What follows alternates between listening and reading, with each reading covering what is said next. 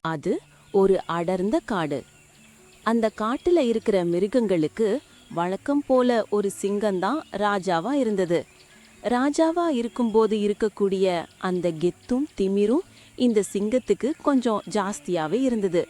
அவ எப்போதும் பெருமைப்பட்டு நான் தான் காட்டின் சக்தி வாய்ந்தவன் என்று எல்லோரிடமும் காட்டிக்கொள்வான்.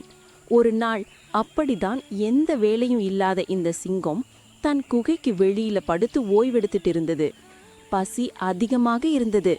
சிங்கம் வேட்டை போனா. எவ்வளவு தேடினாலும் ஒன்றும் கிடைக்கல.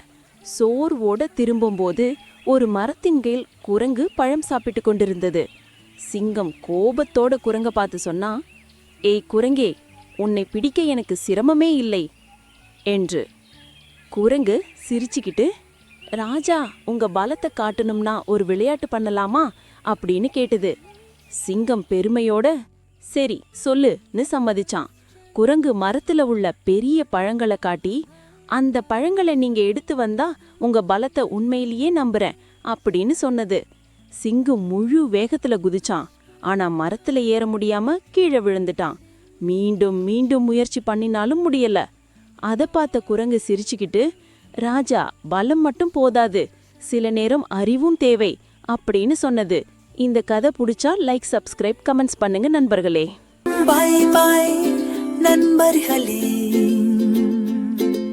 புதிய வழித்தடத்தில் நம் கதை எழுதிடுவோம்.